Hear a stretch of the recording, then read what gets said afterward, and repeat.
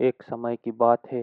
एक छोटे से गांव में एक बुजुर्ग रहते थे जिसे उनकी समझदारी और दयालुता के लिए पहचाना जाता था। एक दिन एक युवक जो गहरे निराशा में था उनके पास आ गया और मार्गदर्शन के लिए बुजुर्ग से विनती किया। बुजुर्ग आदमी ने धैर्य से उस युवक के बात सुनी और उसे नज़दीक की एक झील की ओर ले गए। उन्होंने युवक से कहा कि झील में देखे और बताया कि वहाँ क्या दिख रहा है।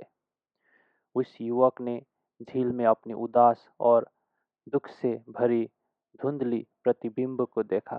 फिर बुजुर्ग ने उसे थोड़ा सा नमक देकर उस झील में छिड़कने को कहा। अचानक झील की पानी बहुत ही साफ हो गई और उस पानी में युवक अपना चेहरा देखकर हैरान हो गया, जो पहले से स्पष्ट दिख रहा था। बुजुर्ग आदमी ने उस युवक को समझाया कि जीवन भी इसी झील की तरह है। नमक अपनी मुश्किलों पर और परेशानियों को प्रस्तुत करता है।